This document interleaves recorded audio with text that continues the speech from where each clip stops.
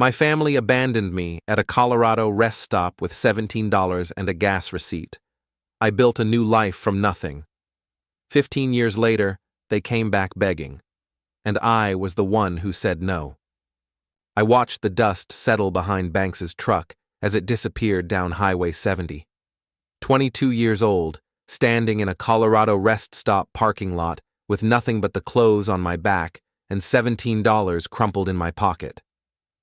"You're dead weight, Salvador," Banks had said, not even looking at me. "Time you figured that out." Irene sat in the passenger seat, staring straight ahead. My mother, who'd never once stood between me and his fists. Alan smirked from the back window as they drove away. Golden boy Alan, who could do no wrong. I pulled the crumpled gas receipt from my pocket. $83 for fuel. They'd spent more on gas than I had to my name. The wind kicked up dust devils across the empty lot. A semi rumbled past, heading west toward Grand Junction. I started walking. "You hitchhiking, son?" An older man in a pickup had pulled over. Salt and pepper beard, kind eyes behind wire-rimmed glasses. "Yes, sir," I said. "Grand Junction, if you're headed that way." "Hop in. Name's Frank." "Salvador." Frank glanced at my empty hands. Running from something or toward something? I watched the mountains rise ahead of us. Both, I guess. That's honest. Most folks won't admit that. Frank adjusted his rearview mirror. "You got family in Grand Junction?" "No, sir." I folded the receipt smaller. "Just me." "Well, just you is enough to start with. Sometimes it's all you need." The truck climbed into the foothills. I pressed my face to the window, watching my old life disappear behind us. Whatever came next had to be better than what I'd left. "There's a diner in town," Frank said. "Sonny's. Owner's named Geraldine. She's got a good heart and sharp eyes. Tell her Frank sent you." "Thank you." "Don't thank me yet. You gotta do the work yourself." I nodded, understanding. The receipt stayed folded in my palm, a reminder of what I'd escaped and what I needed to build. Sonny's Diner sat on the corner of Main and Fifth, yellow paint peeling around the windows. I pushed through the door, bell chiming overhead. "We're closed," called a woman from behind the counter. She looked up, taking in my rumpled clothes and empty hands. "You lost, honey?" "Frank sent me. Said you might have work." Geraldine wiped her hands on her apron, studying me. 60-something, silver hair pulled back, eyes that missed nothing. "Frank's got good judgment, usually." She poured coffee into a white mug. "You hungry?" "I'm fine." "That wasn't what I asked." She slid the mug across. "Sit." I sat. The coffee was strong, black, perfect. "What's your story?" Geraldine settled across from me. "Need work. Don't have anywhere to go." "Family?" "No family." She pulled a worn photograph from her apron pocket. 3 kids on a porch swing, laughing. "These are my grandkids. Live in Denver with their mama. Haven't seen them in 2 years." I didn't understand why she was showing me. Point is, sometimes the family you're born with isn't the family you end up with. She tucked the photo away. "You willing to work hard?" "Yes, ma'am." "Dishwasher to start. Minimum wage, plus tips if you earn them. There's a room upstairs, nothing fancy. Bed, sink, shared bathroom down the hall." I gripped the coffee mug. "Why?" "Because Frank's got good judgment, and because you look like someone who's got nothing left to lose. Those are the people who work hardest." She stood, pulled keys from her pocket. "One rule. You steal from me, you're gone. Everything else we can work through." "I won't steal." "Good. Be here at 5 tomorrow morning. We open at 6. I followed her upstairs. The room was small, clean. A single bed, dresser, window overlooking the alley. It was more than I'd had 12 hours ago. "Thank you, Mrs. Just Geraldine. Get some sleep, Salvador. Tomorrow we find out what you're made of." 6 months of scalding water and grease-stained aprons. My hands developed calluses. Arms grew stronger from lifting dish crates. Geraldine watched everything, said little. "Order up," Danny called from the grill. I grabbed the plates, pushed through the swinging doors. Table 6, 2 truckers, coffee refills needed. Table 3, family with kids, extra napkins. I moved between tables, invisible but essential. "Salvador," Geraldine's voice stopped me mid-stride. "Office, now." My stomach dropped. 6 months of perfect attendance, no complaints, tips shared fairly with the waitstaff. What had I done wrong? The office was cramped, papers scattered across a metal desk. Geraldine closed the door behind us. "Sit down." I sat, hands folded. Maria's leaving, getting married, moving to Phoenix. Geraldine leaned against her desk. "Need someone to cover the morning shift, 7 to 3, Tuesday through Saturday." "I can do that. Keep the dishes caught up, help with—" "Not dishwashing, waiting tables." I stared at her. "I don't know how—" "You've been watching for 6 months. You know every regular's order, who likes their coffee black, who needs extra time with the menu." She pulled out a green apron, held it toward me. "Question is, you ready to step up?" I took the apron. "Yes, ma'am." "Good. Danny will train you on the register. Mrs. Patterson comes in every Tuesday at 8:15, orders wheat toast and scrambled eggs, no butter. Mr. Chen likes table 4, reads his paper, doesn't want conversation. The Hendricks family comes in after church on Sundays. 3 kids, lot of noise, but they tip well if you're patient." "I'll remember." "I know you will." Geraldine opened the door. "One more thing. You're getting a raise. $12.50 an hour, plus tips." "Don't thank me. You earned it." That evening, I stood in my small room, looking at the green apron. 6 months ago, I'd been abandoned with nothing. Now I had work, purpose, a place in something bigger than myself. I folded the apron carefully, set it on the dresser. Tomorrow, I'd step out from behind the kitchen doors. She walked in on a Tuesday morning, medical textbooks tucked under her arm. Auburn hair, serious brown eyes, ordered coffee and wheat toast while studying. "Pre-med?" I asked, refilling her cup. "3rd year. Clinicals start next month." She looked up from her anatomy book. "I'm Kendra." "Salvador. You study here often?" "It's quiet. Good coffee." She smiled. "And the service is excellent." I felt heat rise in my cheeks. "Thank you." She became a regular. Tuesday and Thursday mornings, same table, same order. We talked during slow periods, her studies, my work, books we'd read. She was studying to be a pediatric nurse. I told her about the diner, about Geraldine's trust, about building something from nothing. "Where are you from?" she asked one morning. "Nowhere important." "Everyone's from somewhere." I refilled the sugar dispenser, avoiding her eyes. "My family's not in the picture." "I'm sorry." "Don't be. Sometimes that's how it needs to be."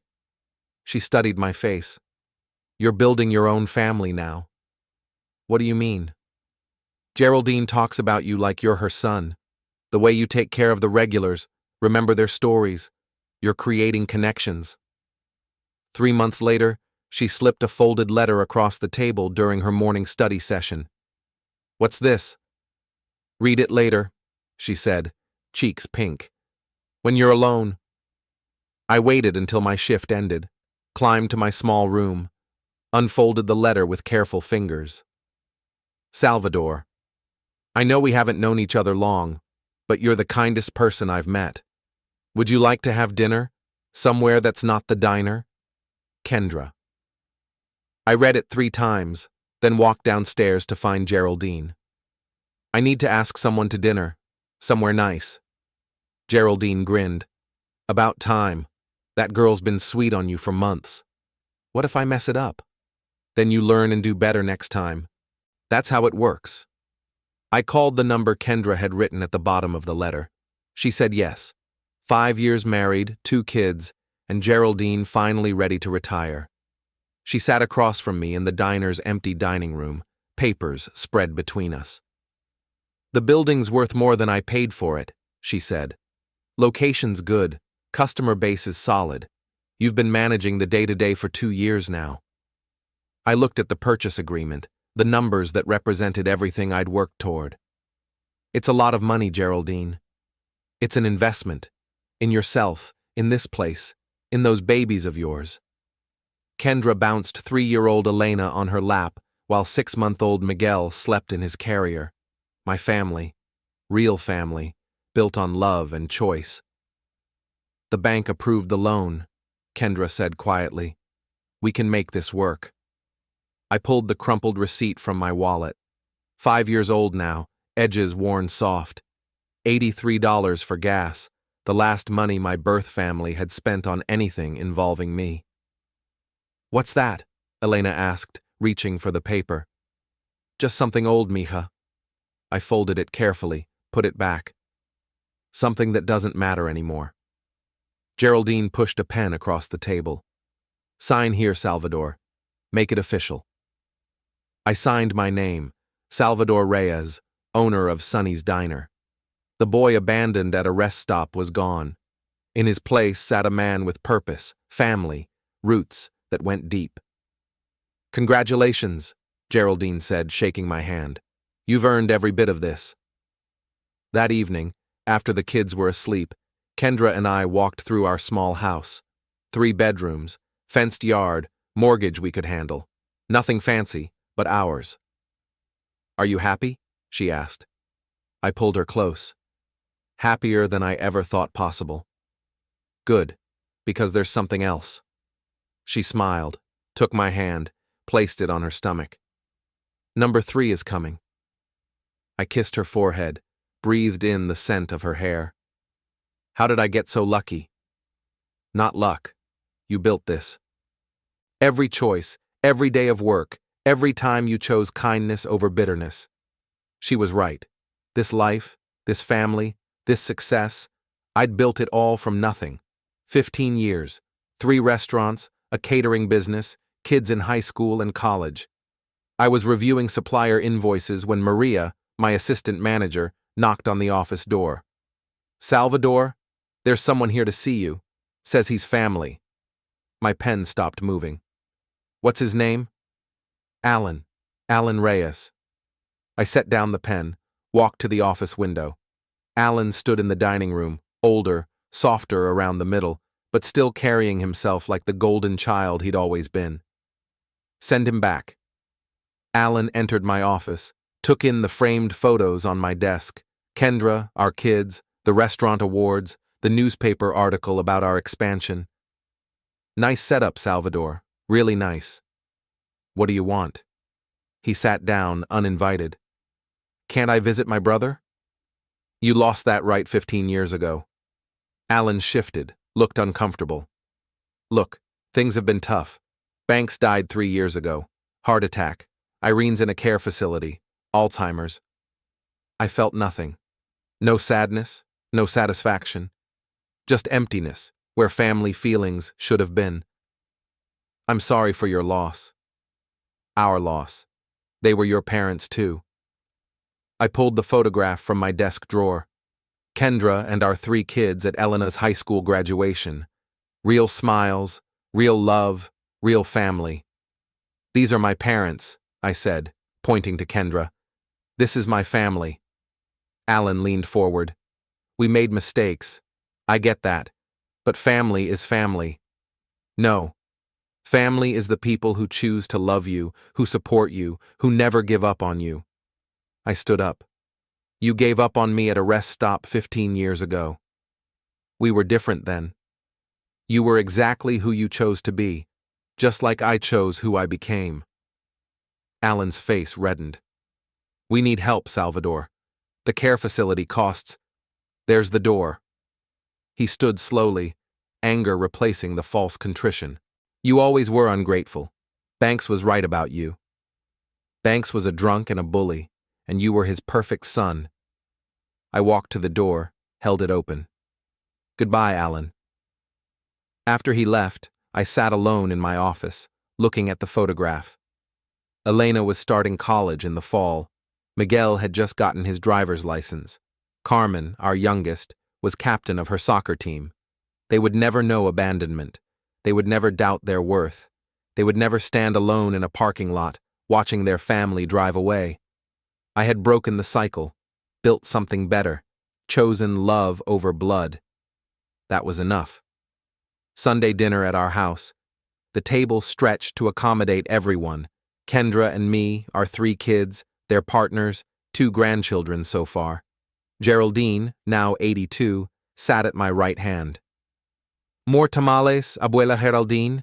Carmen asked, using the name all our kids had given her. I shouldn't, but they're too good to resist. Elena leaned over to show me her phone.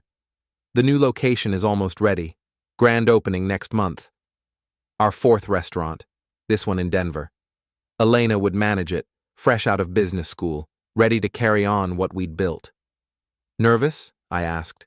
Terrified, excited, both. Good. That means it matters to you. Miguel raised his glass. To Dad, for showing us that family isn't about where you come from, but where you choose to go. Everyone raised their glasses. To Salvador! I looked around the table at faces I loved, voices I'd helped shape, dreams I'd helped nurture. In my pocket, I still carried that old receipt, faded now, barely readable.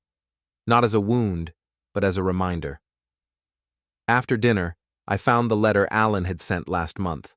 A formal request for money, typed on letterhead, signed by his lawyer. I'd never opened it.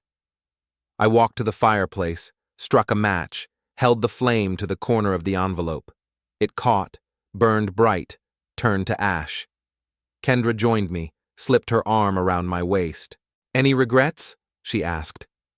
I watched the last of the letter disappear. Only that it took me so long to understand what family really means. Which is? People who choose to stay.